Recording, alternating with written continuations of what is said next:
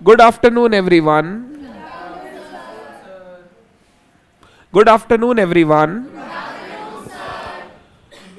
Online एक बार voice video clear है क्या चेक कर लीजिए ना. हर्ष गुड आफ्टरनून.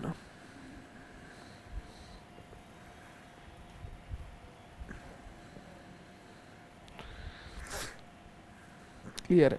बाद बाकी सारे बच्चे जो लाइव है वो गुड आफ्टरनून लिखेंगे. Muskan good afternoon. Ananya Rajveer good afternoon.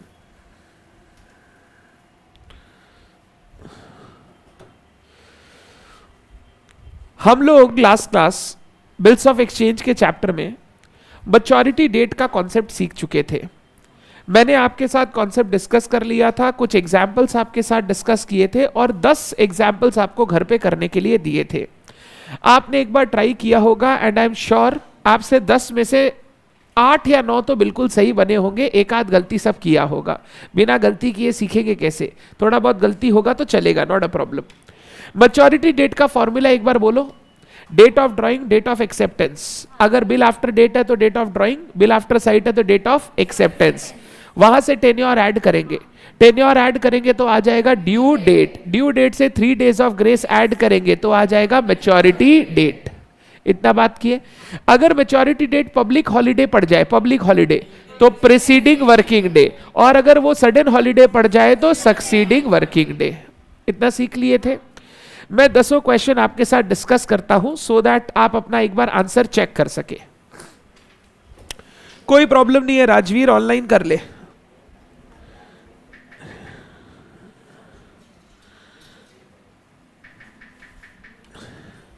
सबसे पहला 15th January was the date of drawing.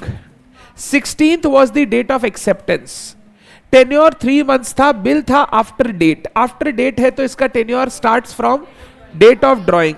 तो 15/1 से 3 महीना ऐड कर दो. 15/4. 15/4 से 3 दिन ऐड कर दो. 18/4. तो मेरा पहला क्वेश्चन का आंसर होगा 18/4/2025. ये किसी से गलत नहीं होगा. 18 अप्रैल 2025. आगे 18 फरवरी डेट ऑफ ड्रॉइंग. 20 फरवरी डेट ऑफ एक्सेप्टेंस.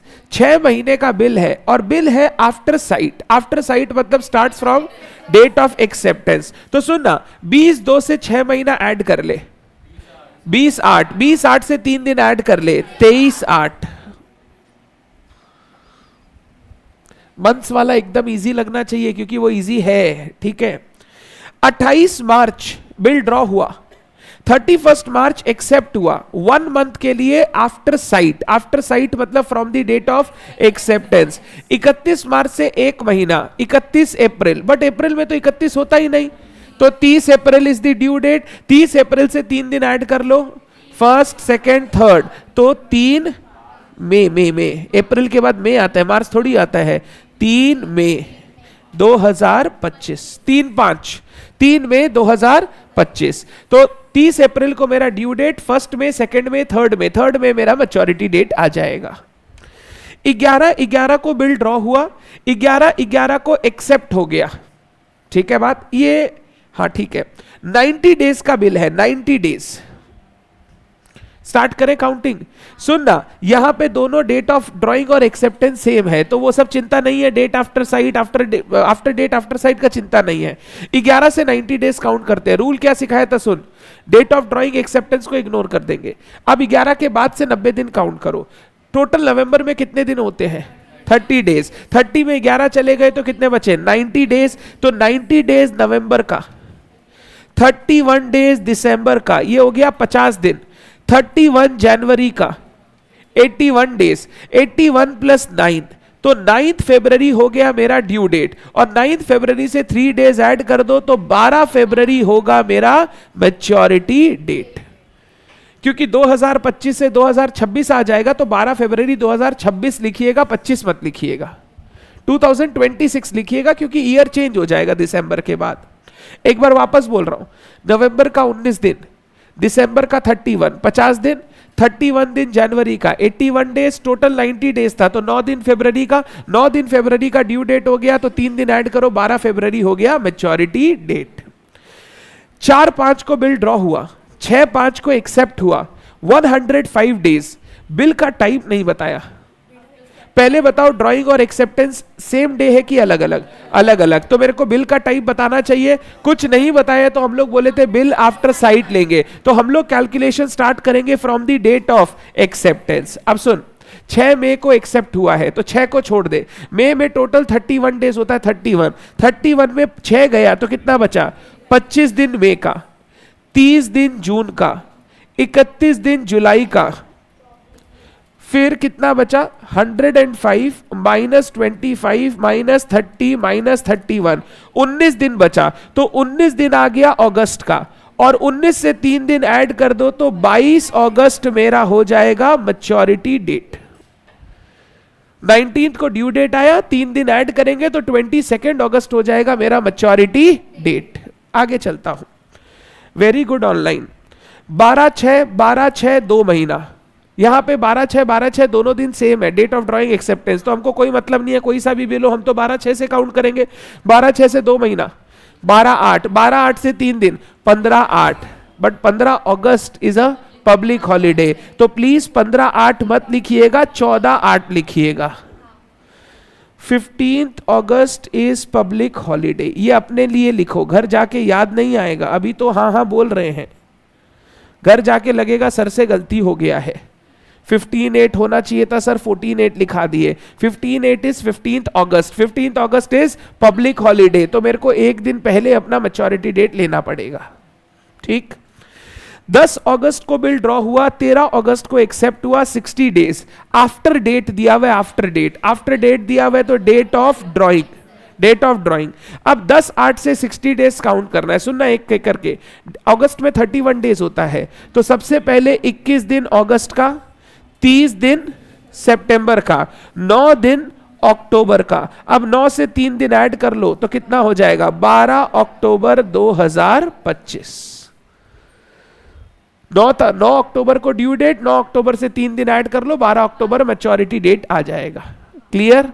आगे फिर 29/6 दोनों सेम है, कोई टेंशन नहीं है। 3 महीना, 29/6 से 3 महीना, 29/9 से 3 दिन ऐड करो, 30/9 1 अक्टूबर 2 अक्टूबर, बट 2 अक्टूबर तो छुट्टी है तो क्या हो जाएगा? 1 अक्टूबर 2025। 2 October is a public holiday. 2 जगह दिया था तुमको ये करने, 2 में एक गलती किया होगा और दोनों ही सही किया तो वेरी गुड।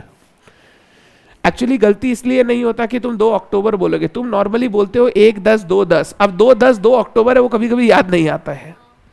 तुम अगर जुलाई अगस्त सितंबर अक्टूबर बोलोगे ना तो 2 अक्टूबर तुमको याद आ जाएगा गांधी जी बर्थडे, बट तुम अगर 2/10 बोलोगे ना तुमको याद नहीं आएगा कि वो अक्टूबर 2 अक्टूबर और छुट्टी है उस दिन। आगे 17/12 18/12 बिल आफ्टर साइट है, डेट ऑफ एक्सेप्टेंस से चलेंगे। सुनना, 18 तारीख से काउंट करना है। दिसंबर में टोटल 31 डेज होता है, 31 में 18 गया, 13 दिन दिसंबर का, 31 जनवरी का, 28 फरवरी का, तो 13 + 31 + 28 72 हो गया, -100, 28 दिन बाकी है तो 28 मार्च हो गया। 28 मार्च हो गया मेरा ड्यू डेट। अब 28 मार्च से 3 दिन ऐड करो, 31 मार्च हो गया मेरा मैच्योरिटी डेट। 31 मार्च आ जाएगा मेरा मैच्योरिटी डेट। ये 2026 हो जाएगा, हाँ, क्योंकि 2025 दिसंबर से आगे जाओगे तो वो 2026 में आ जाएगा।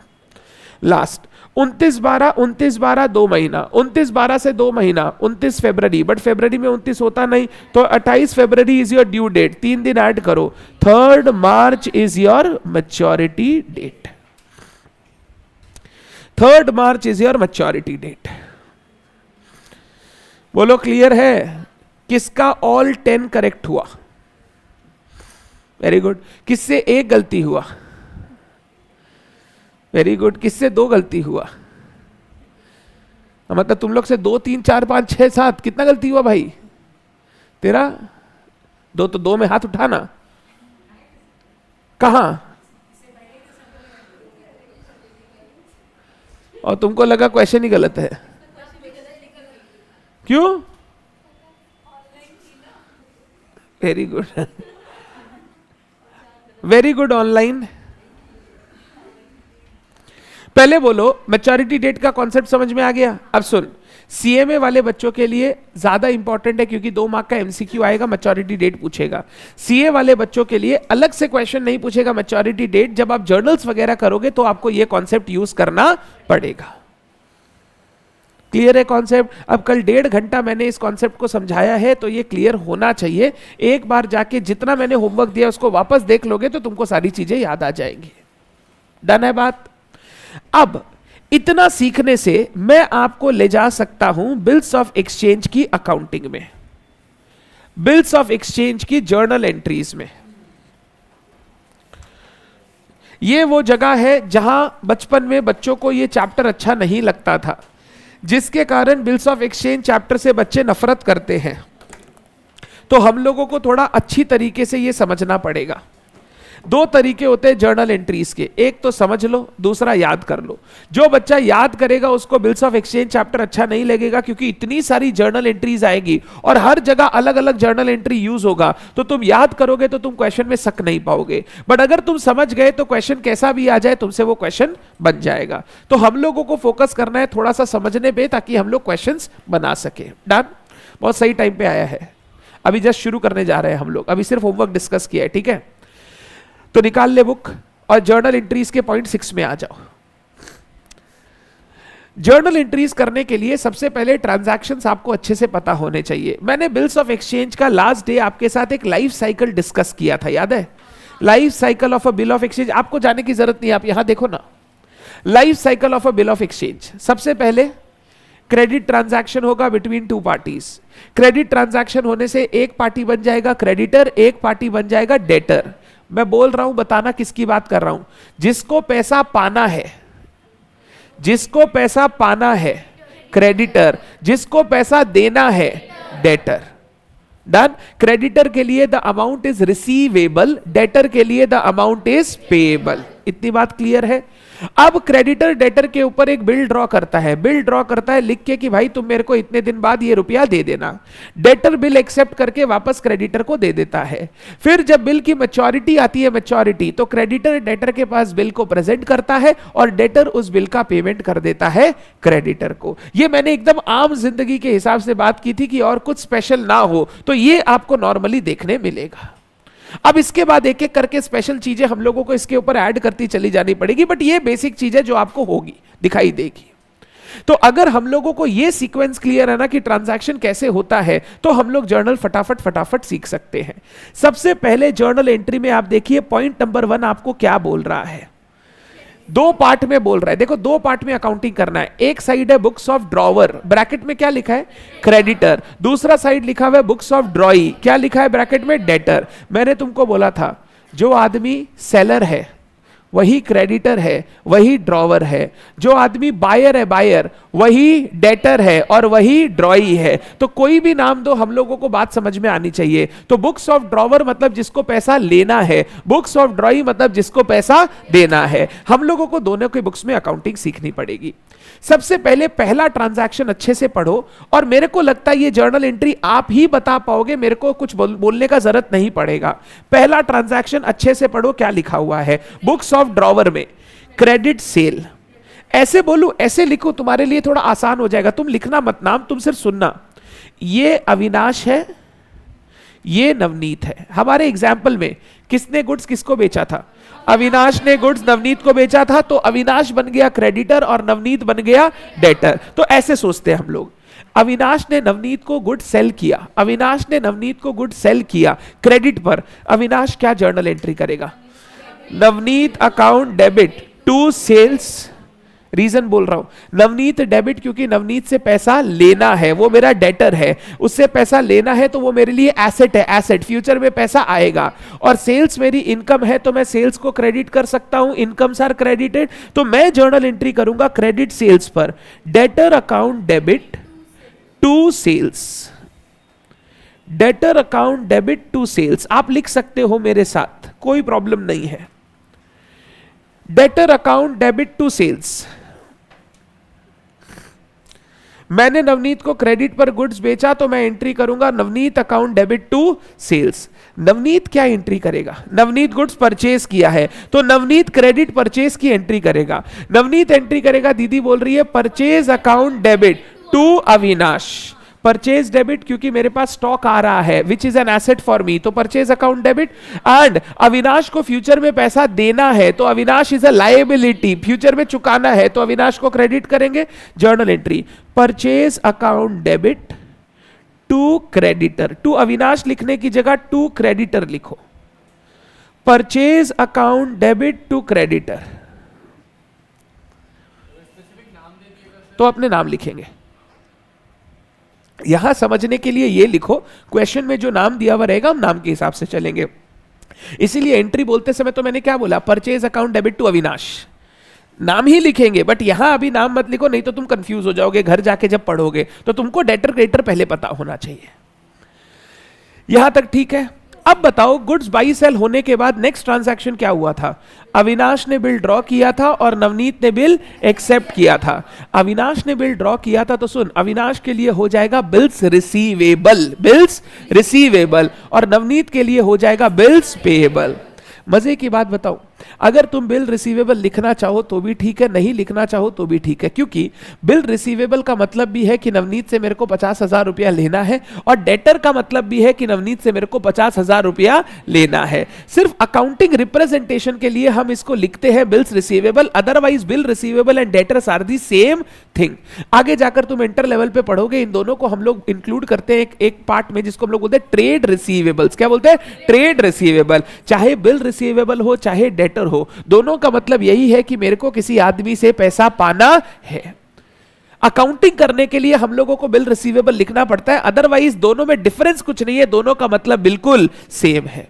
अब सुनना, नवनीत के ऊपर मैंने बिल ड्रॉ किया तो मैं क्या करूंगा, सुन, अब मैं अपने बुक में एक नया एसेट रिकॉर्ड करूंगा जिसका नाम होगा बिल्स रिसीवेबल, और जो नवनीत मैंने रिकॉर्ड कर रखा था ना एज अ डेटर, उसको एक बार के लिए मैं खत्म कर दूंगा। मैं बोलूंगा नवनीत ने मेरे को पेमेंट कर दिया बाई गिविंग अ बिल या by accepting a bill on my behalf, तो मैं जर्नल एंट्री करूंगा bill receivable account debit to Navneet. क्या एंट्री करूंगा? Bill receivable account debit to Navneet. तो नवनीत वाला डेटर मेरे बुक से खत्म हो जाएगा और एक नया एसेट मेरे बुक में आ जाएगा जिसका नाम है बिल्स रिसीवेबल। मतलब दोनों का सेम ही है। बिल रिसीवेबल मतलब भी यही है कि मेरे को नवनीत से 50,000 रुपया लेना है, सिर्फ उसको बुक्स में दिखाने के लिए हम लोग नवनीत का अकाउंट हटा के अब क्या लिख रहे हैं? Bills receivable. मैं जब नवनीत पे बिल ड्रॉ करूंगा, बिल ड्रॉन ऑन डेटर, मैं जर्नल एंट्री पास करूंगा बिल्स रिसीवेबल अकाउंट डेबिट। आप एग्जाम में ऐसे लिख सकते हो शॉर्ट में, ये अलाउड है, ये चलता है, BR लिख सकते हो, बट जैसे मैंने लिखा है वैसे, छोटा बड़ा ऐसे नहीं, B/R दोनों बड़ा होना चाहिए। BR account debit to debtor. तो मेरे बुक से नवनीत का डेटर एक बार खत्म हो गया, बट उसकी जगह आ गया बिल्स रिसीवेबल। मेरे को नवनीत से अब पैसा पाना है 50,000 रुपया in the form of a bill of exchange, in the form of a bill of exchange. Navneet bill जब एक्सेप्ट करेगा वो क्या एंट्री करेगा? सुनना, नवनीत बोलेगा अविनाश को पैसा देना था, सुन ले, अविनाश को पैसा देना था, मैंने उसका बिल एक्सेप्ट कर लिया, तो अविनाश का अकाउंट खत्म करो, बट अब मेरे ऊपर एक नई लायबिलिटी आ गई जिसका नाम है बिल्स पेएबल, तो वो एंट्री करेगा Avinash account debit to bills payable, यानी creditor account debit to bills payable. एक लायबिलिटी हमने खत्म कर दी और दूसरी लायबिलिटी हमने रिकॉर्ड कर ली। वो क्रेडिटर नाम की लायबिलिटी अपने बुक से हटा देगा और नई लायबिलिटी रिकॉर्ड कर लेगा जिसका नाम होगा बिल्स पेएबल। देखिए अकाउंटिंग कॉम्प्लिकेशन है और कुछ नहीं है, ये बेकार का कॉम्प्लिकेशन है, ये अकाउंटिंग रियल लाइफ में चलता ही नहीं है, कोई नहीं करता ये सब। आपको पढ़ाना है बोल के पढ़ा रहा हूं, अदरवाइज चाहे डेटर नाम लिखो चाहे बिल रिसीवेबल नाम लिखो, मतलब तो दोनों का एक ही है कि मेरे को नवनीत से 50,000 रुपया लेना है। तो बुक्स में आप कोई भी नाम से लिखो, दोनों का मतलब सेम है, दोनों का मतलब सामने वाले को सेम समझ में आएगा। बस ये फॉर्मेलिटी है बोल के हमको ये जर्नल एंट्री पास करना पड़ेगा, नहीं तो एग्जाम में मार्क्स नहीं मिलेगा। पहले बोल, ये दो जर्नल एंट्री सबको क्लियर है? सबसे पहले अविनाश ने गुड्स बेचा नवनीत को, तो अविनाश ने एंट्री किया debtor account debit to sales. फिर नवनीत पे बिल ड्रॉ किया तो एंट्री किया bill receivable account debit to debtor. Navneet ने गुड्स परचेज किया तो वो एंट्री किया purchase account debit to Avinash. फिर उसने मेरा बिल एक्सेप्ट किया तो एंट्री किया Avinash account debit to bills payable. Done है बात, पक्का? तो सुनना, bill receivable bill payable record करते ही बुक से वो डेटर क्रेडिटर खत्म हो जाएगा। दोनों एसेट एक साथ एग्जिस्ट नहीं करेगा कि डेटर भी वही चल रहा है और बिल रिसीवेबल भी चल रहा है। मेरे को नवनीत से टोटल में 50 ही पाना है, 50 1 लाख नहीं पाना है। तो जब मैं बिल रिसीवेबल रिकॉर्ड करूंगा, डेटर मेरे बुक से खत्म हो जाएगा वो वाला, और जब मैं बिल पेएबल रिकॉर्ड करूंगा, वो क्रेडिटर मेरे बुक से खत्म हो जाएगा।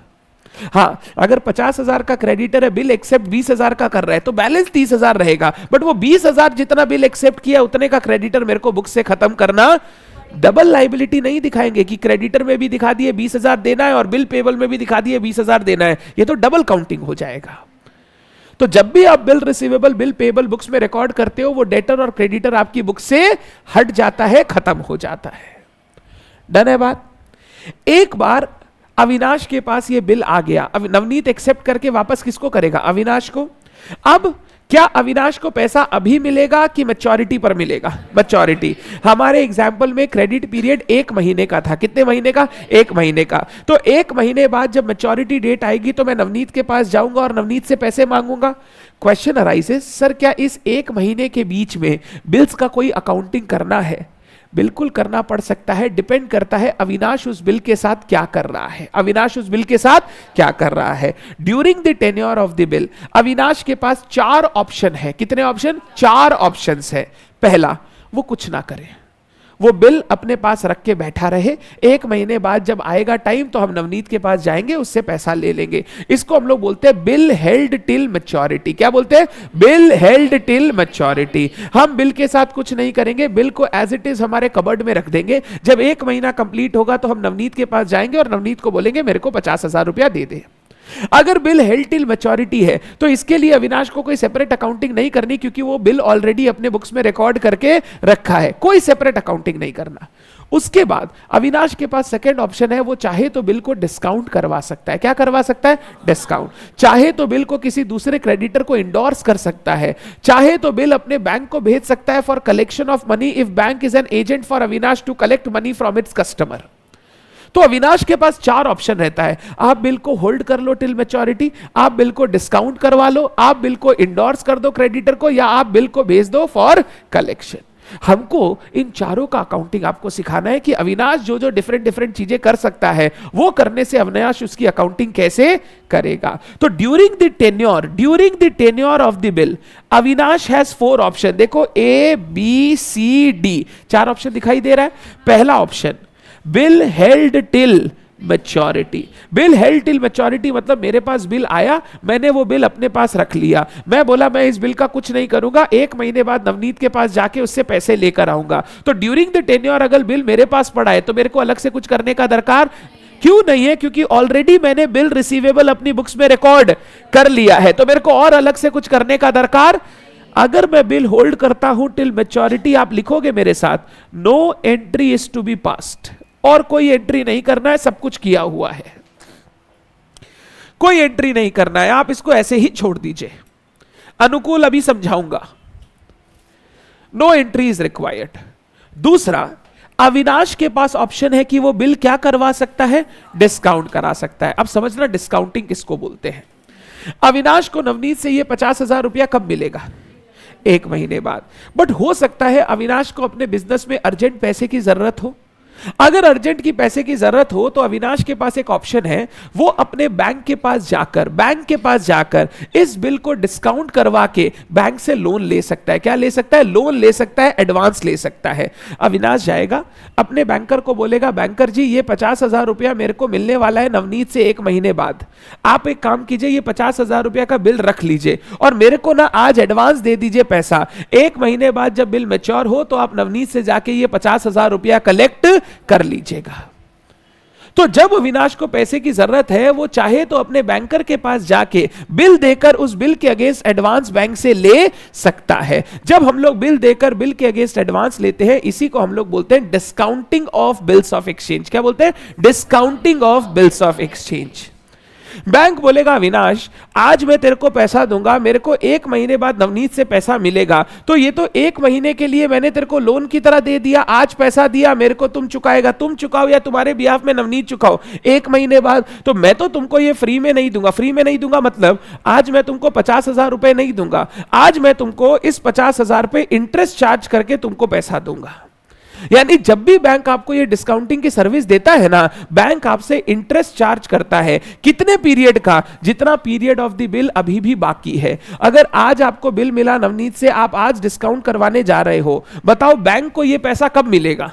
1 महीने बाद। तो बैंक अविनाश को बोलेगा कि मेरे को पैसा 1 महीने बाद मिलेगा, तो ये 1 महीने मैं तेरे को लोन दे रहा हूं, तो मेरे को तेरे से 1 महीने का इंटरेस्ट चार्ज करना होगा। इस इंटरेस्ट को हम लोग नाम देते हैं डिस्काउंटिंग चार्जेस। क्या नाम देते हैं? Discounting charges. बैंक जब भी आपको बिल डिस्काउंट करके देगा ना, वो फ्री में नहीं देगा, वो आपसे डिस्काउंटिंग चार्जेस काटेगा, और ये डिस्काउंटिंग चार्जेस हमको रिकॉर्ड करना पड़ेगा। मान लो बैंक ने मेरे को बोला अविनाश तेरे लिए रेट ऑफ इंटरेस्ट 8% है, 8% पर एनम, तो वो मेरे से देख डिस्काउंटिंग चार्जेस कितना काटेगा, लिखना नहीं है तुमको, वो मेरे से डिस्काउंटिंग चार्जेस काटेगा 50,000 रुपए का बिल है, into 8% into 1/12। 4,000 is a wrong answer. 4,000 पूरे साल का इंटरेस्ट हो गया, मैं तो सिर्फ 1 महीने के लिए लोन ले रहा हूं, तो मेरे लिए वो 1 महीने का इंटरेस्ट काटेगा। तो 4,000 इंटू 1/12 333.33 चलेगा। 4,000 रुपए 333 रुपीस का वो मेरे से डिस्काउंटिंग चार्जेस डिडक्ट करेगा, और बैलेंस जो पैसा होगा वो मेरे अकाउंट में क्रेडिट कर देगा। बोला ये पैसा अविनाश हम तुमको दे रहे हैं, तुमको जो काम के लिए यूज करना है तुम यूज कर सकते हो। तो बैंक अपने कस्टमर्स को यह सुविधा प्रोवाइड करता है कि उनका अगर कोई बिल ऑफ एक्सचेंज है तो वो बिल ऑफ एक्सचेंज उसको डिस्काउंट करके देता है। बैंक सर ऐसा क्यों करता है? बैंक का धंधा है लोन देना, तो वो एक तरीके से आपको 1 महीने के लिए लोन दे रहा है, जो लोन देकर वो आपसे इंटरेस्ट कमाएगा। तो बैंक का काम है लोन देना, तो बैंक अपने कस्टमर्स के बिल ऑफ एक्सचेंज डिस्काउंट करता है, जिससे उसको इंटरेस्ट की कमाई होती है। सर अगर आप बिल डिस्काउंट कराओगे तो आप एंट्री क्या करोगे? सोचना, मेरे बैंक अकाउंट में पैसा आया कि नहीं आया। अगर बैंक अकाउंट में पैसा आया तो बैंक अकाउंट डेबिट हो जाएगा। मैं एंट्री करता हूं बैंक अकाउंट डेबिट। एक बार लिखो मत, सुनो पहले। क्या मेरे को 50,000 रुपया मिला? नहीं सर, आपको 50,000 में से 333 का चार्जेस कट के मिला, तो 49,667 ये रुपया मेरे को बैंक से मिला। बैंक ने मेरे से चार्जेस काटा, इंटरेस्ट काटा, ये इंटरेस्ट मेरे लिए खर्चा है। अगर एक्सपेंस होता है तो हम लोग उसको क्या करते हैं? डेबिट करते हैं। Discounting charges account debit. कितना? 333। और अगर मैंने बिल बैंक को दे दिया तो अब मेरे यहां से बिल रिसीवेबल चला गया। अगर बिल रिसीवेबल चला गया तो मैं बिल रिसीवेबल को क्रेडिट कर दूंगा टू बिल रिसीवेबल अकाउंट। कितने का? 50,000 का। 50,000 का। तो मैंने बैंक को 50,000 का बिल दिया, उसने 333 रुपीस का चार्जेस काटा और 49,667 इमीडिएटली मेरे अकाउंट में क्रेडिट कर दिया। इसको हम लोग बोलते हैं discounting of a bill of exchange. ये क्यों किया जाता है रियल लाइफ में पता है? आपने एक वर्ड सुना होगा बचपन में, वर्किंग कैपिटल। क्या होता है? Working capital. धंधे को चलाने के लिए रेगुलर बेसिस पे पैसा चाहिए होता है। नवनीत मेरे को बोला 1 महीने बाद पैसा देगा, बट मैं 1 महीने तक रुक नहीं सकता क्योंकि मुझे अपनी लाइबिलिटीज को चुकाना है। तो उस वर्किंग कैपिटल को गैदर करने के लिए हम बिल डिस्काउंटिंग बैंक से करवा के पैसा ला सकते हैं। अब पता है मैच्योरिटी पर बिल किसके पास रहेगा? मैच्योरिटी पर बैंक के पास। बैंक किसके पास जाएगा? नवनीत के पास, और नवनीत बैंक को पेमेंट करेगा। सो नवनीत बैंक को क्यों पेमेंट करेगा? नवनीत तो मना कर देगा, हम तो अविनाश को देंगे। नहीं, अविनाश को देना है, या अविनाश अगर किसी को ऑर्डर करेगा तो आपको उसको पेमेंट करना पड़ेगा। तो अगर मैंने नवनीत को ऑर्डर कर दिया कि पे करो बैंक को, तो Navneet will have to make payment to the bank. तो मैच्योरिटी में बैंक नवनीत के पास जाएगा और नवनीत बैंक को पेमेंट कर देगा। यह पैसा बैंक किसको देगा? अपने पास रखेगा, हमको नहीं देगा, क्योंकि हमको तो वो ऑलरेडी पैसा दे चुका है। तो ऑन मैच्योरिटी हमको और कोई रुपया नहीं मिलेगा, क्योंकि हमको तो पहले से एडवांस में रुपया मिल गया है। पहले बोलो, discounting of bill of exchange किसको बोलते हैं? ये क्लियर है क्या? बोलो भाई।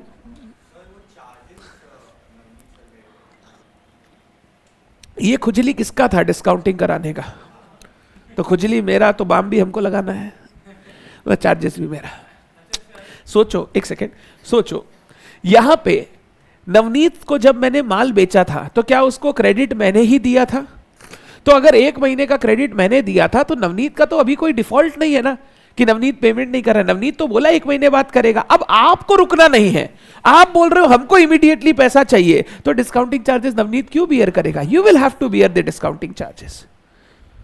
मेरे को करना पड़ेगा क्योंकि मेरे को पैसे की जल्दी जरूरत है। नवनीत तो 1 महीने बाद पैसा देने का वादा किया ही है, वो तो अपना पैसा दे ही रहा है। आपने पैसे आपको हड़बड़ी में चाहिए तो आपको डिस्काउंटिंग चार्जेस बियर करना होगा।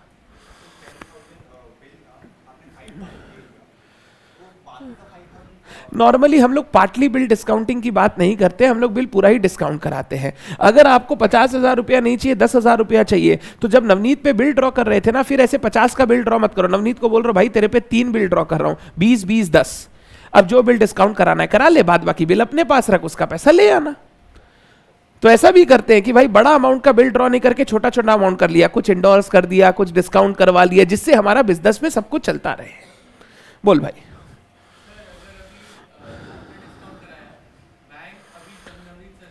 हाँ, ना कर दिया तो बैंक मेरे से एक बार पैसा लेगा, पूरा 50,000 रुपया। ये हमने सीखा भी था बीआरएस में। बैंक हमसे पूरा 50,000 रुपया लेगा और फिर हमको नवनीत से हिसाब करना होगा। बैंक नवनीत से झगड़ा नहीं करेगा, बैंक नवनीत से एक बार मांगने जाएगा। अगर नवनीत नहीं देगा तो बैंक मेरे पास आएगा। इसीलिए हमने बोला था बिल ऑफ एक्सचेंज में ड्रॉवर का लाइबिलिटी रहता है सेकेंडरी एंड कंडीशनल।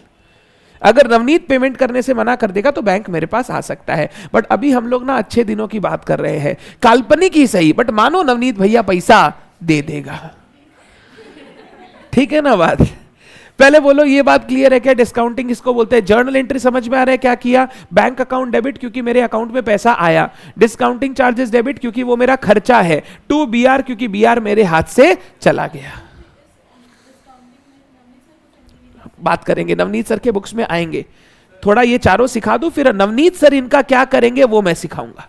आंसर वही होगा, कोई एंट्री नहीं करेगा नवनीत, नवनीत को कोई मतलब नहीं है। हाँ, टेन्योर ऑफ द बिल नहीं, मैं बोलूंगा unexpired period of the bill. से फॉर एग्जाम्पल 3 महीने का तेरे पास बिल है, 1 महीना जा चुका है, तू अब डिस्काउंट कराने जा रहा है, तो बैंक तेरे से जो इंटरेस्ट काटेगा वो 2 महीने का ही लेगा, क्योंकि बैंक को पैसा अब कब मिलने वाला है? 2 महीने बाद। हाँ, तुम 15 दिन के बाद गया तो बैंक तेरे से 15 दिन का इंटरेस्ट चार्ज करेगा। बैंक तो एक एक दिन का इंटरेस्ट चार्ज करता है। हम लोग क्वेश्चंस में मंथ वाइज चलते हैं ताकि कॉम्प्लिकेशंस ना बढ़ाए, नहीं तो कॉम्प्लिकेशन बढ़ जाएगा। तो एग्जाम क्वेश्चंस में you will have to calculate everything in months. 15 दिन हो तो उसको भी हाफ मंथ मान के कैलकुलेट कर लेना। क्लियर है बात? कॉम्प्लिकेशंस कम करने के लिए, क्योंकि डिफरेंस क्या आएगा? 5 पैसा, 10 पैसा, 20 पैसा, 50 पैसा, 1 रुपया, 2 रुपया का, उतना डिफरेंस के लिए हम लोग उतना मेहनत नहीं करेंगे। आप मेरे साथ लिखोगे, यहां पर लिखोगे पहले, फिर ये जर्नल एंट्री लिखना, या लिख लिए तो नीचे लिख लो। In this case drawer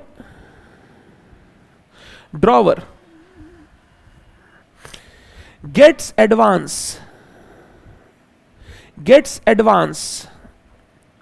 from the bank and incurs interest for, ये इंपॉर्टेंट है, unexpired period of the bill, incurs interest for unexpired period of the bill। जो ड्रॉवर है, he gets advance from the bank and he has to incur interest for the unexpired period of the bill। Discounting charges जब भी calculate करोगे, जितना period बाकी है उस period का बैंक तुमसे इंटरेस्ट लेगा। सिंपल ऐसा समझो, बैंक को पैसा कितने दिन बाद मिलने वाला है। अगर बैंक को पैसा 2 महीने बाद मिलने वाला है तो बैंक तुमसे 2 महीने का ब्याज लेगा। बैंक को पैसा 6 महीने बाद मिलने वाला है तो बैंक तुमसे 6 महीने का ब्याज लेगा। And incurs interest for unexpired period of the bill. Unexpired समझते हो? एक्सपायर्ड मतलब जो चला गया, अनएक्सपायर्ड मतलब जो बाकी है, बचा हुआ period. For unexpired period of the bill. फिर ये जर्नल एंट्री लिखिएगा, अमाउंट मत लिखिएगा।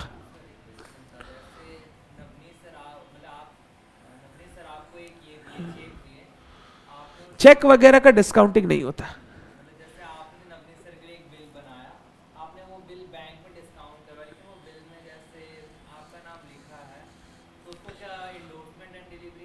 नहीं नहीं, इंडोर्समेंट नहीं करना पड़ता, बैंक उसमें अपना स्टैंप लगा देता है, हम साइन कर देते हैं कि ये बिल डिस्काउंटेड है, फिर वो उसका पैसा जब बैंक प्रेजेंट करेगा बैंक को मिल जाएगा।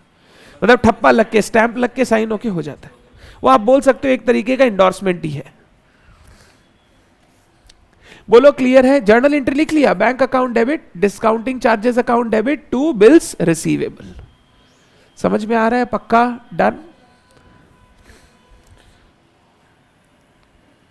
बोलो बोलो बोलो। एंड इनकर्स, इनकर्स खर्चा होता है उसका, interest for unexpired period of the bill, incurs interest for unexpired period of the bill. Clear यहां तक? नेक्स्ट, मैं चाहूं तो अपने बिल को क्या कर सकता हूं? किसी क्रेडिटर को इंडोर्स कर सकता हूं। से फॉर एग्जाम्पल, मेरे को नवनीत से बिल मिला 50,000 का, तो इस 50,000 का पेमेंट मेरे को 1 महीने बाद नवनीत से मिलेगा। मान लो मेरे को साक्षी को पेमेंट करना है 50,000 रुपया 1 महीने बाद ही, तो मैंने साक्षी को बोला, साक्षी ये बिल ले, नवनीत भैया से जाना 1 महीने बाद 50,000 रुपया ले लेना, अपना हिसाब खत्म। मैंने तुमको बिल दे दिया, अब तुम नवनीत भैया से 1 महीने बाद पैसे ले लेना, अब तुम मेरे से कोई पैसा पाती नहीं हो। तो मैंने क्या किया, साक्षी को वो बिल दे दिया, साक्षी मेरी क्रेडिटर है जो मेरे से पैसा पाती है, मैंने साक्षी को बिल देकर उसका पेमेंट कर दिया। इसको हम लोग बोलते हैं इंडोर्समेंट ऑफ अ बिल। क्या बोलते हैं? Endorsement of a bill. आपकी एक एग्जिस्टिंग लाइबिलिटी है, उस लाइबिलिटी को चुकाने के लिए आपने सामने वाले पर्सन को बिल ऑफ एक्सचेंज दे दिया, इसको हम लोग बोलते हैं इंडोर्समेंट। हो सकता है साक्षी मेरे से 5 लाख पाती हो, उसमें 50,000 वाला मैंने बिल दे दिया, अगर 50,000 का बिल दिया है तो 50,000 की लाइबिलिटी कम हो जाएगी, इसको बोलते हैं endorsement of a bill.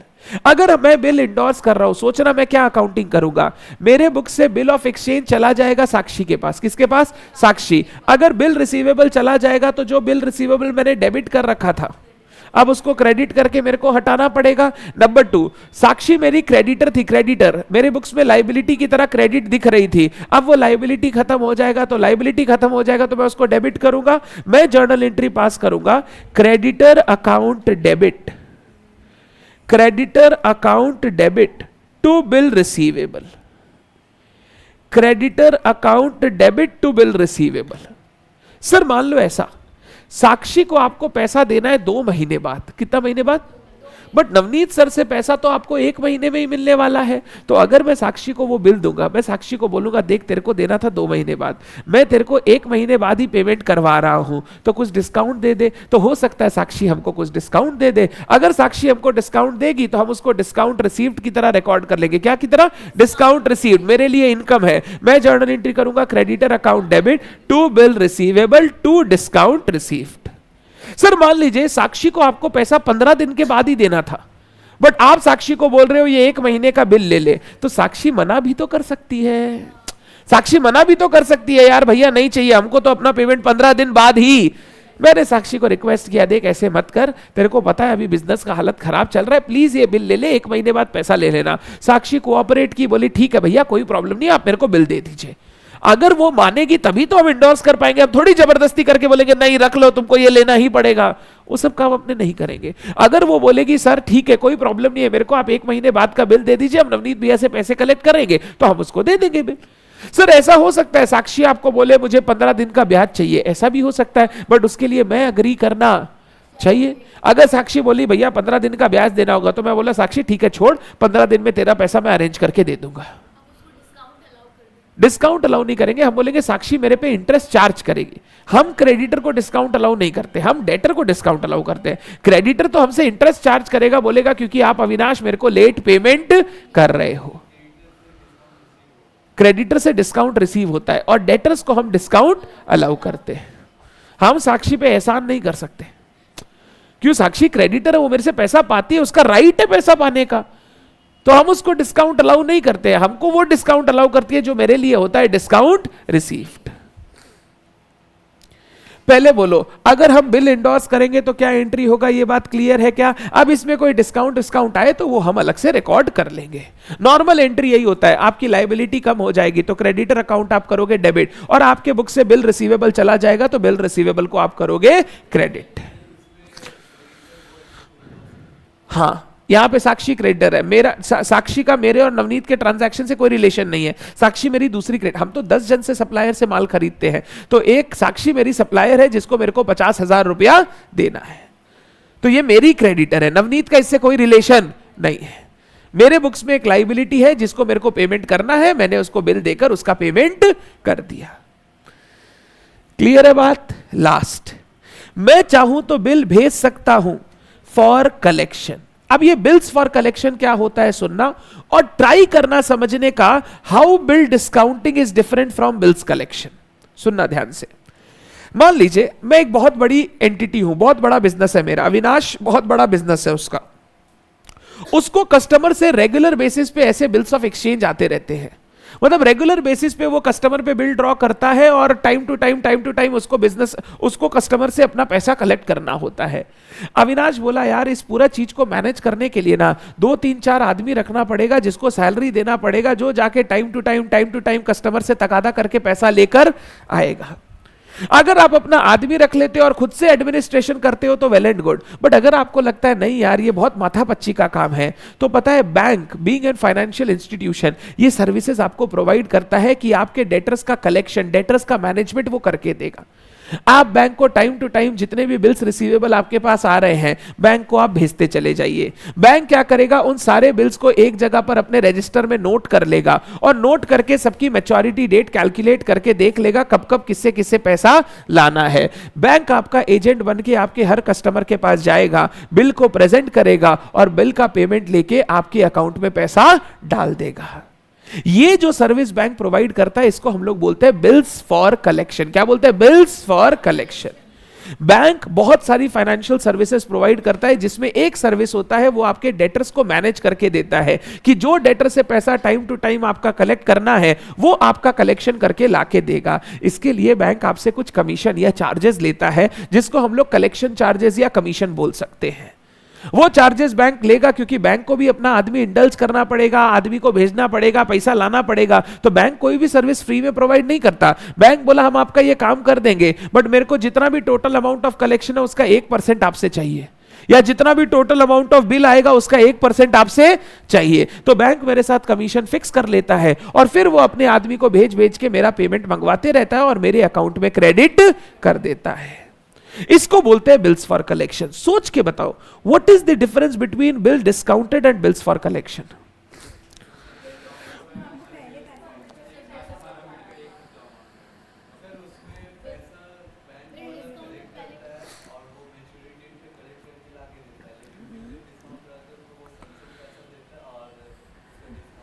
Very good. बच्चा बोला सर डिस्काउंटिंग ना एक तरीके से एडवांस है, बैंक अपना कलेक्शन बाद में करेगा मैच्योरिटी पर, आपको पैसा आज के दिन ही पेमेंट कर देगा जिस दिन आप डिस्काउंटिंग करवा रहे हो। बट बिल्स फॉर कलेक्शन के केस में बैंक आपको कोई एडवांस नहीं देता है, बैंक आपके एक एजेंट की तरह काम करता है, बोलता है आप अपने बिल्स रिसीवेबल हमारे पास भेज दीजिए, जब टाइम आएगा हम कस्टमर से आपका पैसा कलेक्ट करके आपको दे देंगे। तो bills for collection is a service of collection of money from customer, it is not a loan और advance given by the bank to customer. Bank हमको आज कोई लोन नहीं दे रहा है, बैंक मेरे को बोल रहा है मैं आपके लिए बिल्स कलेक्शन की सर्विस दे रहा हूं, जिस दिन मैच्योरिटी आएगा कलेक्शन करूंगा, कलेक्शन करके आपके अकाउंट में पैसा डाल दूंगा। तो पहला डिफरेंस होता है bill discounting is a type of advance, जहां बैंक आपको एडवांस में पैसे दे रहा है जिस पर वो इंटरेस्ट चार्ज कर रहा है।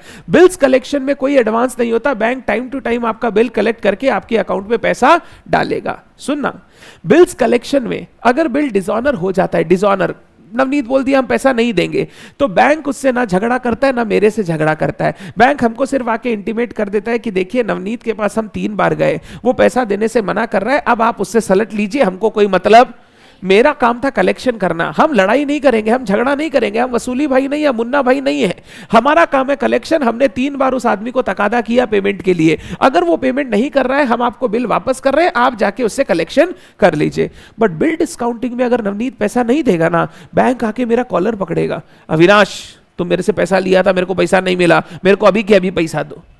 बिल डिस्काउंटिंग में बैंक बोलता है मेरे को पैसा 1 महीने बाद चाहिए, वो अगर नवनीत नहीं देगा तो वो मेरे से आके पैसा लेगा क्योंकि बैंक ने मेरे को एडवांस दिया था। बट बिल फॉर कलेक्शन में बैंक ये सब कुछ नहीं करेगा। अगर नवनीत पैसा दिया तो लाके आपके अकाउंट में डाल देगा, नहीं दिया तो बैंक वाला बोलेगा सर मैंने आपके डेटर के पास कलेक्शन के लिए गया बट उसने पैसा नहीं दिया, आप उससे समझ लीजिए। सर क्या कलेक्शन नहीं होगा तो बैंक चार्जेस लेगा? बैंक तो अपना चार्जेस लेगा क्योंकि उसने तो अपना काम किया ही। अगर आपका डेटर इतना बेकार है, ढीठ है, तो वो बैंक की गलती नहीं है, तो बैंक कमीशन अपना लेगा, बैंक अपना चार्जेस लेगा। अब वो कमीशन डिपेंड करता है आपका अग्रीमेंट क्या हुआ है, कलेक्शन का परसेंटेज या टोटल बिल्स का परसेंटेज। टोटल बिल्स का परसेंटेज होगा तो चाहे कलेक्शन हो या ना हो बैंक आपसे पैसा लेगा, कलेक्शन का कमीशन लेगा।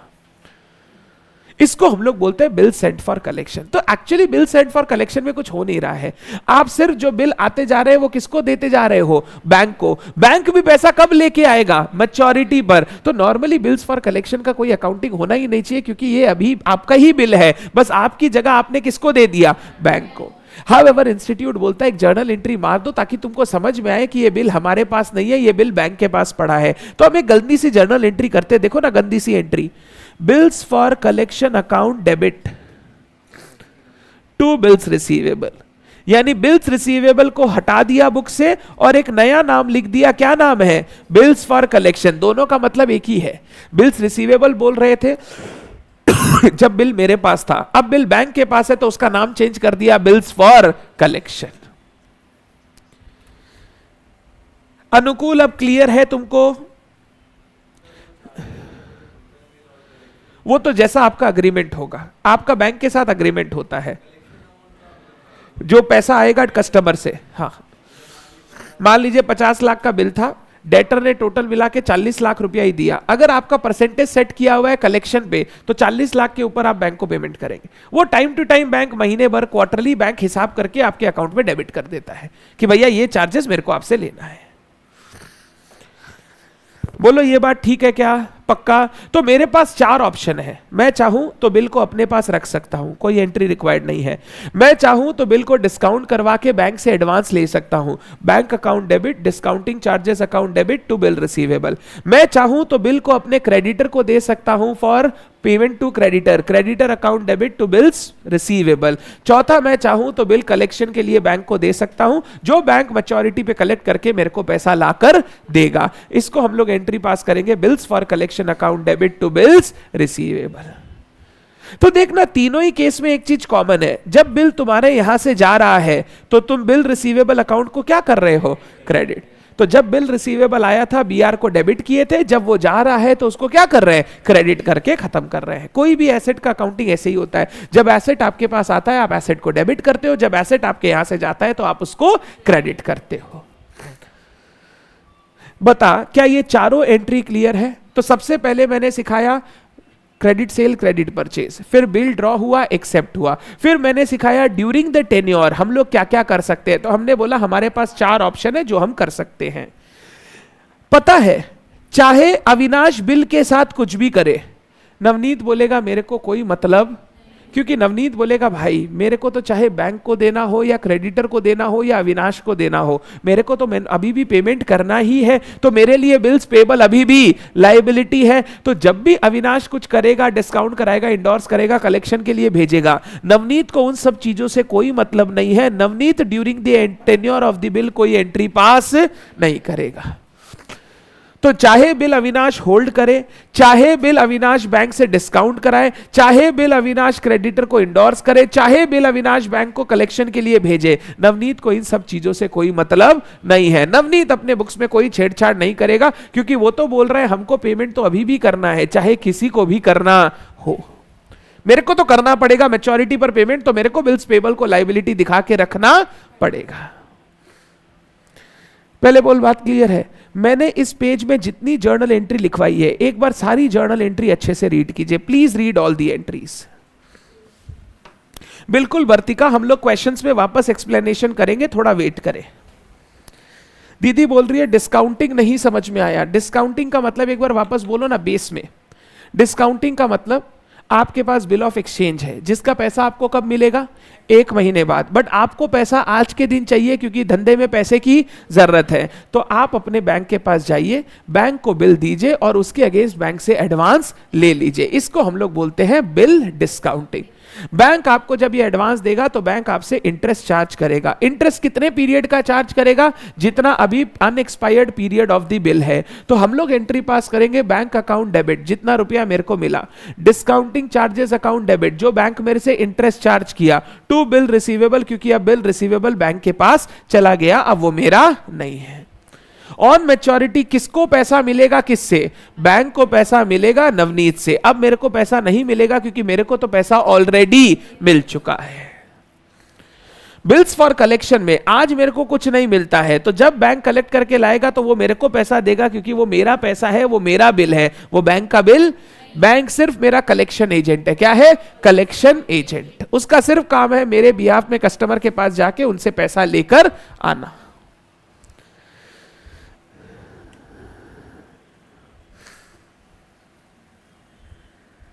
डन है बात, क्लियर है यहां तक। अब ये हो गया ड्यूरिंग द टेन्योर क्या होगा। अब टेन्योर खत्म होने के बाद बोलो क्या आएगा, मैच्योरिटी आएगा। मैच्योरिटी पर जिसके पास भी बिल होगा वो किसके पास लेकर जाएगा, नवनीत के पास, और नवनीत से हम लोगों को पैसा मिलेगा। हम अभी यही मान रहे हैं कि नवनीत अच्छा आदमी है और मैच्योरिटी पर वो पेमेंट कर देगा। तो नेक्स्ट स्टेप हमारा आता है ऑन मैच्योरिटी क्या होगा। ऑन मैच्योरिटी क्या होगा, ऑन मैच्योरिटी में मैंने सबसे पहला केस लिया है bill is honoured by the debtor. दूसरा केस भी है, बोलो क्या, bill is dishonoured by the debtor. Dishonoured next class पढ़ेंगे, अभी मेरे को सिर्फ समझाना है अगर नवनीत ने ऑन मैच्योरिटी पेमेंट कर दिया तो हमको उसका एंट्री क्या करना है। इसमें आप लिखेंगे case 1, if bill was held till maturity. अगर अविनाश ने बिल हेल्ड कर रखा था till maturity, held till maturity, सुनो ना, अगर अविनाश ने बिल होल्ड कर रखा था टू मैच्योरिटी तो कौन नवनीत के पास जाएगा पैसा लेने, अविनाश जाएगा क्योंकि बिल अविनाश के पास है और नवनीत उसको पैसा दे दिया। अगर नवनीत मेरे को पैसा दे दिया तो मैं जर्नल एंट्री करूंगा कैश या बैंक अकाउंट डेबिट, जैसे भी वो पेमेंट किया, और वो पेमेंट किया बिल रिसीवेबल का, तो कैश या bank account debit to bill receivable. Avinash के पास बिल था, अविनाश गया नवनीत के पास और नवनीत ने बिल लेकर उसका पैसा चुका दिया, तो मेरा बिल अब खत्म हो गया और मेरे को कैश रिसीव हो गया। तो मैंने जर्नल एंट्री किया cash account debit to bills receivable. Case 2, if bill was discounted with bank. अगर मैंने बिल डिस्काउंट करवा लिया था, बोलना, अगर मैंने बिल डिस्काउंट करा लिया तो बिल किसका है, बैंक का। पेमेंट कौन लेने जाएगा, बैंक। नवनीत किसको पेमेंट करेगा, बैंक को। क्या बैंक मेरे को कुछ देगा, नहीं। अगर मेरे को कुछ मिलेगा ही नहीं तो मेरे को कोई एंट्री करने का दरकार नहीं है। हाँ, बैंक एंट्री करेगा। बैंक पता है क्या एंट्री करेगा, ऊपर वाला cash account debit to bill receivable, कि भाई एक बिल मेरे पास था जिसका मेरे को पैसा मिल रहा है, तो cash account debit to bill receivable bank अपने बुक्स में लिख लेगा। अविनाश इस चीज की कोई एंट्री पास नहीं करेगा। Case 3, if bill was endorsed to creditor. अगर मैंने बिल साक्षी को दे दिया था, इंडोर्स्ड टू क्रेडिटर, मेरे को बताना ऑन मैच्योरिटी कौन किसके पास जाएगा, साक्षी नवनीत सर के पास। अविनाश के पास कोई नहीं आएगा, साक्षी नवनीत के पास जाएगी। नवनीत ने साक्षी को पेमेंट कर दिया, बोलो अविनाश क्या एंट्री करेगा, कोई एंट्री नहीं करेगा क्योंकि अविनाश को कोई मतलब ही नहीं है। साक्षी अपने बुक्स में एंट्री करेगी cash account debit to bills receivable, cash account debit to bills receivable. Avinash कोई एंट्री पास नहीं करेगा क्योंकि अविनाश को कोई पैसा नहीं मिलेगा। हम लोग ये बुक्स जो बना रहे हैं वो अविनाश का बना रहे हैं। अगर अविनाश ने बिल इंडोर्स कर दिया था तो अब पैसा अविनाश को नहीं मिलेगा, साक्षी को मिलेगा, तो उसका एंट्री भी कौन करेगी, साक्षी करेगी। अविनाश कोई एंट्री पास नहीं करेगा। Number 4, if bill was sent to bank for collection, if bill was sent to bank for collection, बिल्कुल लेगा मुस्कान, चार्जेस लेगा बैंक, बट वो चार्जेस कलेक्शन के टाइम लेगा, बाद में लेगा, बिल आते समय नहीं लेगा। Send to bank for collection.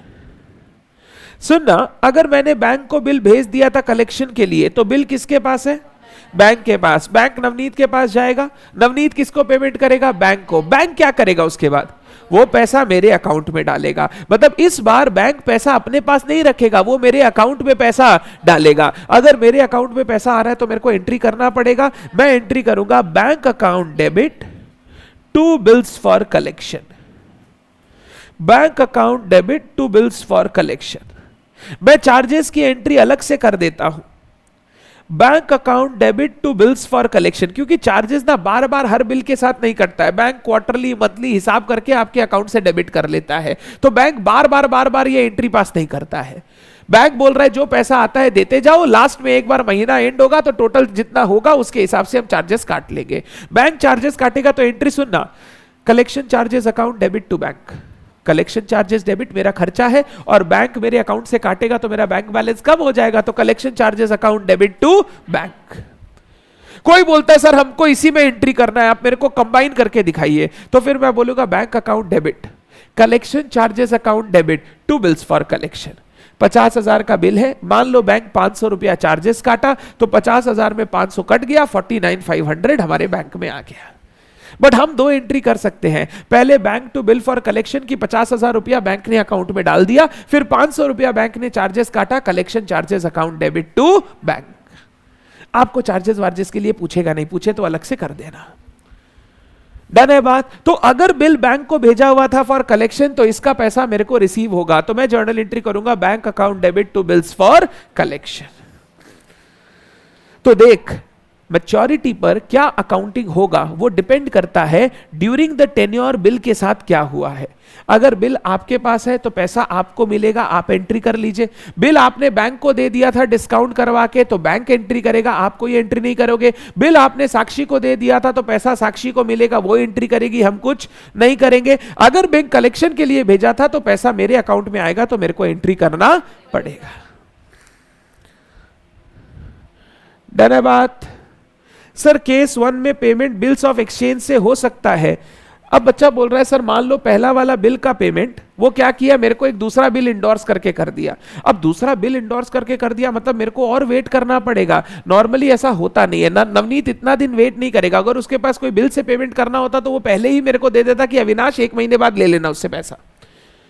तो यहां पे नॉर्मली जब पैसा मिलेगा तो cash account debit to bill receivable ही करना है, कोई बिल विल नहीं मिलेगा। अगर मिलेगा तो हम एंट्री कर लेंगे new bill receivable account debit to पुराना बिल रिसीवेबल, तो पुराना बिल रिसीवेबल खत्म हो जाएगा और एक नया बिल रिसीवेबल आ जाएगा जिसका पैसा मेरे को बाद में मिलेगा। तो वो सब हम लोग कर सकते हैं। सुनना, ये चारों ही पेमेंट किसी को भी मिल रहा हो, पेमेंट कर कौन रहा है? नवनीत। अगर नवनीत पेमेंट कर रहा है तो नवनीत अपने बुक्स में एंट्री करेगा, बोलो हाँ या ना। ऑन मैच्योरिटी अगर बिल ऑनर होता है तो देखो नवनीत क्या एंट्री करेगा, नवनीत बोलेगा मैं अपनी लायबिलिटी चुका रहा हूं, तो बिल्स पेएबल अकाउंट डेबिट, मेरी लायबिलिटी खत्म हो जाएगी क्योंकि मैं लायबिलिटी पे ऑफ कर रहा हूं, टू कैश या बैंक। अगर वो कैश में पेमेंट कर रहा है तो टू कैश, अगर वो यूपीआई से पेमेंट कर रहा है तो टू बैंक, चेक से पेमेंट कर रहा है तो टू बैंक। तो वो एक ही एंट्री पास करेगा, bill payable account debit to cash या बैंक।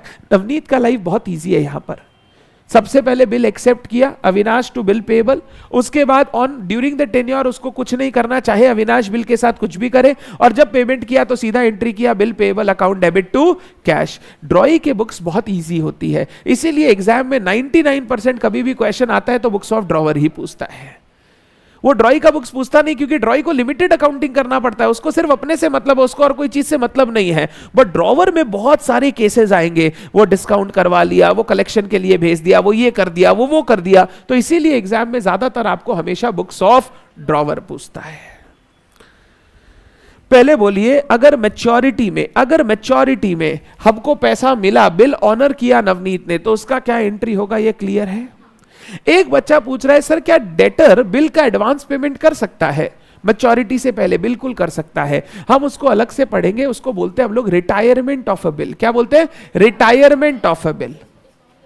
हाँ बिल्कुल देना होगा, हम लोगों को उसको थोड़ा रिबेट देना पड़ता है, डिस्काउंट देना पड़ता है, क्योंकि वो जल्दी पेमेंट कर रहा है, तो मैं उसको आपको अलग से डील करवाऊंगा जिसको हम लोग बोलते हैं रिटायरमेंट ऑफ अ बिल।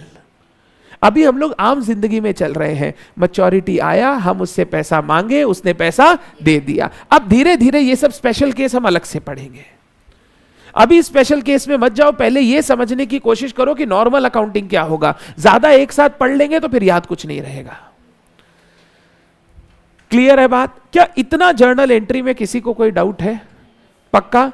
अगर इतना जर्नल एंट्री क्लियर है, हम लोग कुछ क्वेश्चंस देख सकते हैं।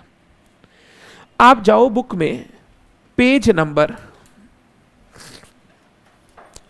43, बुक में page number 43, question number 1। Book में पेज नंबर 43, क्वेश्चन नंबर 1।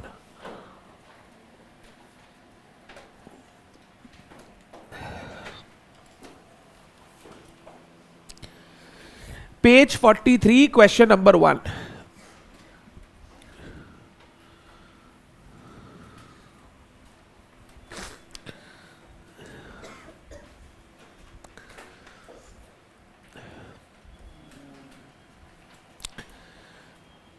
अच्छे से करेंगे तो लास्ट क्वेश्चन, नहीं करेंगे तो फिर एक क्वेश्चन और करवाएंगे। अच्छे से क्वेश्चन पढ़ना है, अच्छे से क्वेश्चन सॉल्व करना है, हड़बड़ी नहीं करनी है, ट्राई करना है, जो सीखा है उसको रेप्लिकेट करके अच्छे से एंट्रीज कर सके। ठीक है? हमेशा बिल्स ऑफ एक्सचेंज का जब भी क्वेश्चन आए ना, सबसे पहले लास्ट लाइन पढ़ना, वो मांगा क्या है। एक बार पढ़ो ना, क्या मांग रहा है इस क्वेश्चन में। Show the entries, journal entry करना है in the books of Nirmal and Shyamal.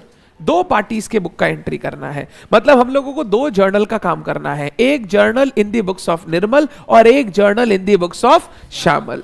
आइए लिखेंगे। एग्जाम में जनरली एक ही पार्टी पूछता है, बहुत कम दो पार्टी पूछता है, बट पूछ सकता है। करना कुछ नहीं है, दो जर्नल का फॉर्मेट बना लेना, उसमें और कुछ पंगा नहीं है। आंसर टू, सॉरी मैं नाम तो लिखा हुआ है, answer to question 1 on page number 43। Answer to question 1 on page 43 in the books of Nirmal. पहला पेज में आप side by side page use करो ना, साइड बाय साइड इजी रहेगा, या आप लोग आधा आधा पेज कर लो, आधा पेज में निर्मल, आधा पेज में श्यामल, अगर बड़ा कॉपी है तो। जर्नल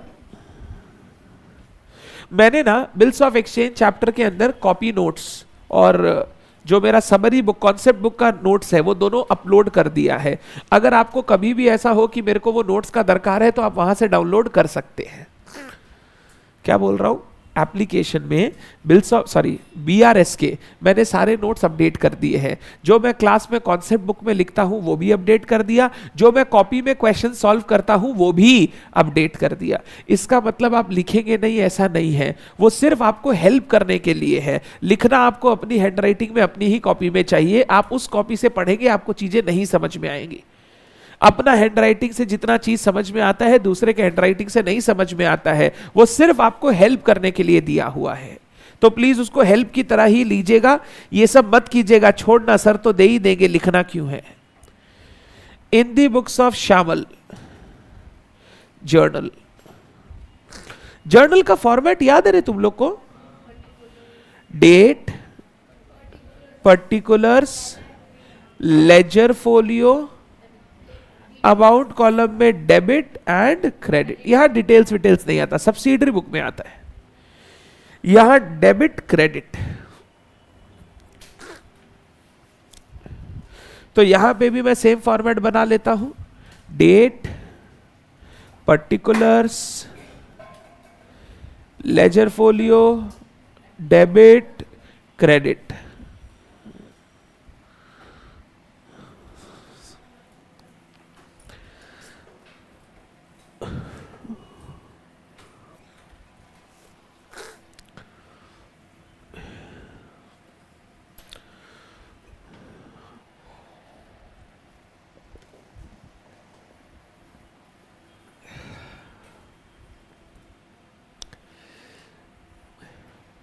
एग्जाम में लाइन नहीं भी टानते हैं तो चलता है, lines are not compulsory, without lines भी काम चलता है, बट ये लिखना इज कंपल्सरी। मैं तो कितनी लाइन टानता था मैं बता दूं, जब मैं स्टूडेंट था बस इतना, ये 2 लाइन टान दिया, दैट्स इट। मैं नीचे वाली लाइन्स कभी नहीं टानता हूं, टाइम वेस्ट होता है, उससे बहुत टाइम लग जाता है। ऐसे देखने में लगेगा कितना ही देर लगता है, 1 मिनट में तो हो जाएगा। जब 10 क्वेश्चन बनाना होगा, 1-1 मिनट जाएगा, तो 10 मिनट मतलब एक 5 मार्क का क्वेश्चन तेरा खराब हो सकता है। तो एग्जाम में नीचे की लाइंस नहीं टानेंगे तो भी चलेगा। मैं बोल रहा हूं अगर कोई टानना चाहे कर सकता है, प्रॉब्लम नहीं है, बट रिक्वायर्ड नहीं है, कंपल्सरी नहीं है। शुरू करूं क्वेश्चन पढ़ना? चलिए, first line, on 1/1/22 Nirmal purchase goods from Bimal 30,000 on credit. Nirmal purchase goods from Bimal. Bimal का बुक्स हम लोग नहीं बना रहे, हम लोग किसका बुक्स बना रहे? निर्मल का। निर्मल परचेज किया गुड्स, तो निर्मल क्या एंट्री करेगा? Purchase account debit to Bimal. बोलो जुबा केसरी। Purchase account debit to Bimal. Sir वो बिमल नहीं सर, वो विमल है। जैसे बिस्लेरी का बिलसेरी बिकता है ना, बिलसेरी, वैसे ही विमल का विमल भी बिक सकता है, ज्यादा टाइम नहीं है। Purchase to Bimal, being goods purchased. अरे परचेज्ड एकदम शॉर्ट में, हाँ, ज्यादा नहीं लिखने का। बीइंग गुड्स परचेज्ड, कितने रुपए का गुड्स खरीदा था रे? 30,000 का।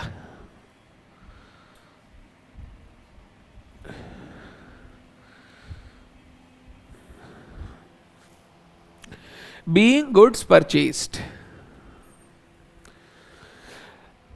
इसका श्यामल के बुक्स में कोई एंट्री होगा क्या? नहीं होगा। श्यामल को इससे क्या मतलब है? हमने विमल से गुड्स खरीदा है, तो इसमें श्यामल कोई तरीके से इफेक्ट नहीं हो रहा है, तो श्यामल कोई एंट्री नहीं करेगा। आगे पढ़ता हूं। On 4/1/22 Nirmal sold the goods to Shyamal for 40,000 on credit. 4 तारीख को निर्मल ने गुड्स बेचा श्यामल को। निर्मल ने गुड्स बेचा, तो निर्मल क्या लिखेगा? निर्मल ने गुड्स बेचा, सेल किया, तो Shyamal account debit to sales. Shyamal account debit to sales. कितने रुपए का? 40,000। Being goods sold. सर ये हर जर्नल के बाद लाइन टानना जरूरी है क्या? सिर्फ मैं टानता हूं क्योंकि मेरे को ये कॉपी आपको देनी है फॉर यूज।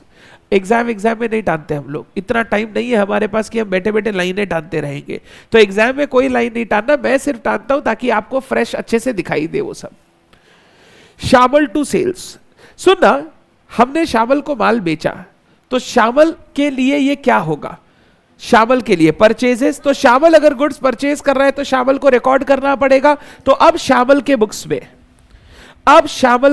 में परचेज अकाउंट डेबिट किससे खरीद रहा है? To Nirmal. Purchase account debit to Nirmal, 40,000 का गुड्स खरीदा।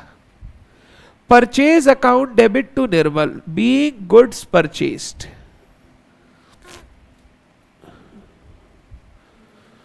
Purchase account debit to Nirmal, being goods purchased.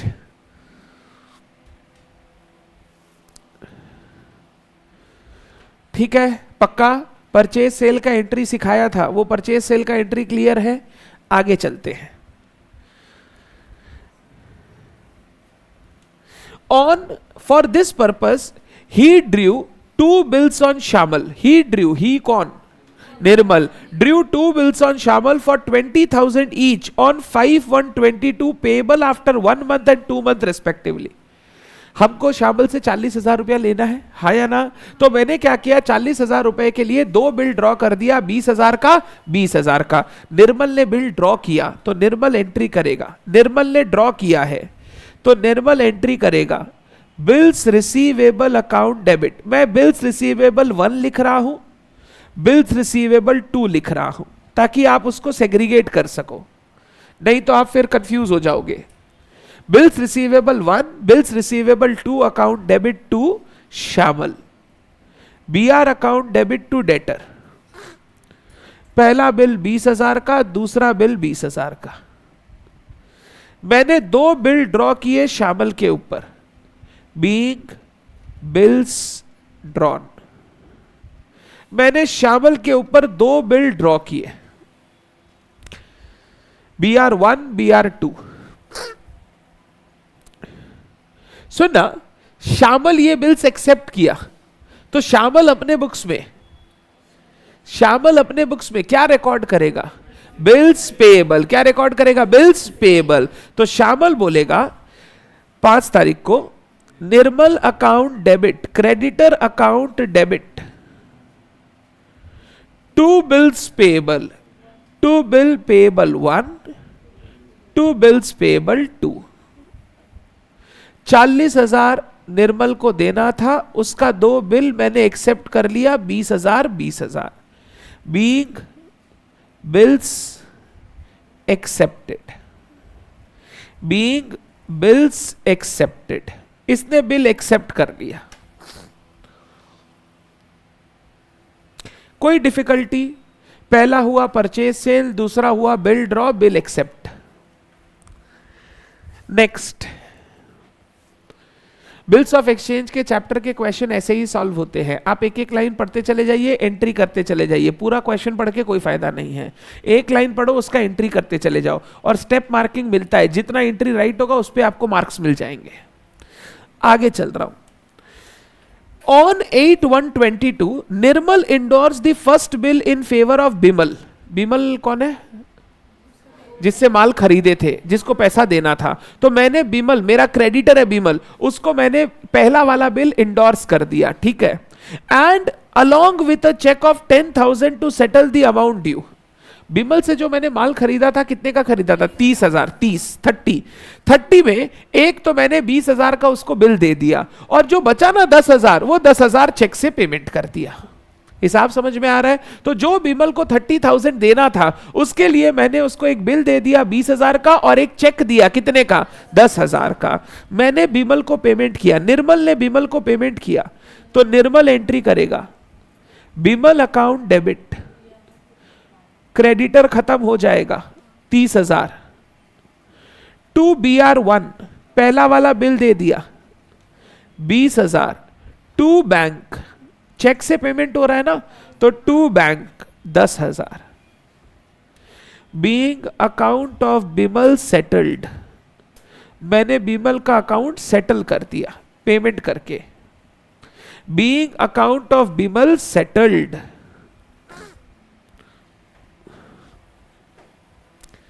Shyamal क्या एंट्री करेगा इसका? कुछ नहीं। श्यामल को क्या मतलब है? श्यामल को बिमल से कोई मतलब ही नहीं है, तो श्यामल कोई एंट्री पास नहीं करेगा। यह भी चीज समझना बहुत जरूरी है कि किसके बुक्स में अकाउंटिंग करना है। तो हमारे बुक्स में अगर कोई पेमेंट वगैरह हुआ है तो हम एंट्री करेंगे, श्यामल को उससे कोई मतलब नहीं है। Last, however the second bill was held till maturity. बोल रहा है सेकेंड बिल वो अपने पास रख के रखा। कौन? Nirmal. On due date both the bills were honoured. जो शामिल है ना, शामिल, जब जब ड्यू डेट आया यानी मैच्योरिटी डेट आया, उसने बिल्स का पेमेंट कर दिया। तो सुनना, पहले वाले बिल का मैच्योरिटी डेट अच्छे से बता। पहले वाले बिल का 8 फरवरी, करेक्ट। देखो 8 फरवरी बोल रही है वो। 5 तारीख को बिल ड्रॉ हुआ था, 5 जनवरी को, एक महीने के लिए। 5 जनवरी को बिल ड्रॉ हुआ एक महीने के लिए, तो बोलो 5 फरवरी, 3 दिन ऐड करो, 8 फरवरी। 8 फरवरी को पहला वाला बिल मैच्योर हुआ। पहला वाला बिल का पेमेंट कौन किसको करेगा अच्छे से बताना। शामिल करेगा किसको? बिमल को, क्योंकि वो बिल बिमल के पास है, वो बिल हमारे पास नहीं है। तो शामिल अगर पेमेंट करेगा तो शामिल एंट्री करेगा। शामिल 8 फरवरी 2022 bills payable account debit, BP1 लिखता हूं, BP1 account debit to cash या बैंक, कुछ भी लिख सकते हो, जो लिखोगे चलेगा, क्योंकि यहां बताया नहीं है पेमेंट कैसे हुआ है। वो सिर्फ बोला on due date the bills were honoured. Cash से पेमेंट किया या चेक से पेमेंट किया, UPI से पेमेंट किया, कुछ बताया नहीं है। तो आप BP टू कैश भी लिख सकते हो, BP टू बैंक भी लिख सकते हो। Being bill honoured on due date या बीइंग बिल ऑनर्ड, बस। ये पहला वाला बिल, आप एक ही बात है, मैच्योरिटी लिख सकते हो। मैंने बोला ना वो दोनों सिनोनिम्स यूज होता है, मतलब दोनों को एक ही समझा जाता है। हमने कॉन्सेप्ट वाइज पढ़ा है, but normally due date maturity date same होता है, ठीक। बीइंग बिल ऑनर्ड, सेकंड वाला बिल का ड्यू डेट बोलो तो क्या है? सेकंड वाला बिल का 5/1 से 2 महीना, तो 5/1 से 2 महीना 5 मार्च, 5 मार्च से 3 दिन ऐड करो 8 मार्च। सेकंड वाला बिल किसके पास है? निर्मल के पास। तो श्यामल पेमेंट करेगा किसको? निर्मल को। पहले श्यामल के बुक्स में लिख लो ना, bills payable two account debit to cash. Shyamal ने पेमेंट कर दिया। Bills payable two account debit to cash, being bill honoured, being bill honoured. Shyamal ने पेमेंट कर दिया निर्मल को। Bills payable to cash,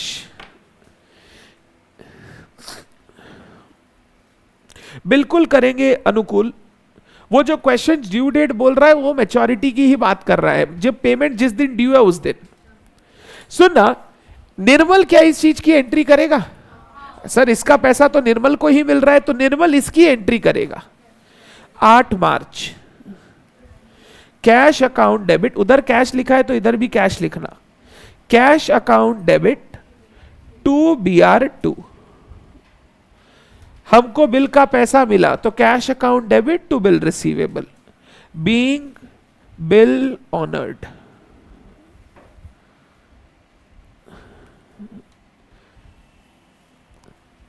cash account debit to bill receivable to.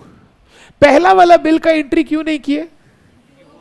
Sir वो बिमल के पास था तो पैसा बिमल को मिला, तो निर्मल को उससे कोई मतलब। तो हमने बोला था अगर वो बिल इंडोर्स कर दिया है तो ऑन मैच्योरिटी आप कोई एंट्री पास नहीं करेंगे, क्योंकि वो पैसा आपको नहीं मिलेगा। बोलो थोड़ा थोड़ा समझ में आ रहा है? जब तक लास्ट क्लास नहीं हो जाती तब तक मैं पूरा समझ में आ गया पूछूंगा भी नहीं।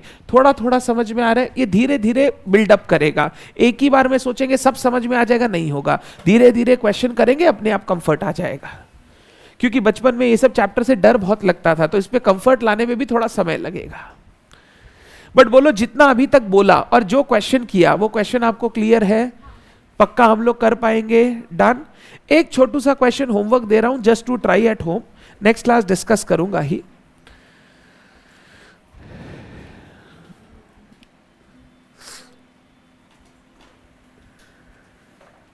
Question 2 homework.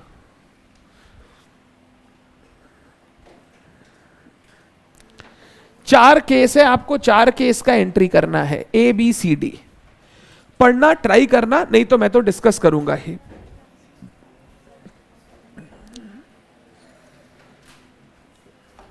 डन। आज के लिए सिर्फ इतना ही, कल मिलते हैं।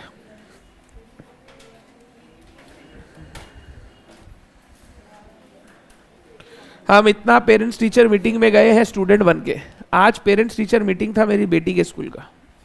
आज हम पेरेंट बन के पहली बार गए थे। मतलब अभी पहली बार ही हुआ है, और भी हुआ है बट मैं जा नहीं पाता हूँ। आज मैं बोला ठीक है चलो मैं चलता हूँ। तो मिस बोल रही है आपकी बेटी अच्छी है, सब कर ही लेती है। हम बोल रहे वो एंजॉय कर रही है कि नहीं कर रही है? स्कूल आ रही है और एंजॉय नहीं कर रही है तो स्कूल बेकार है। बोला नहीं बहुत एंजॉय करती है। बोला तब ठीक है, तब आपको जो करना है कर लीजिए, कोई प्रॉब्लम नहीं है। बच्चा एंजॉय करना चाहिए। ऑनलाइन क्लियर है? इसीलिए मैंने आज संदीप सर को बोला आप पहला सेशन ले लो, सेकंड सेशन मेरे को दो। Bye bye online.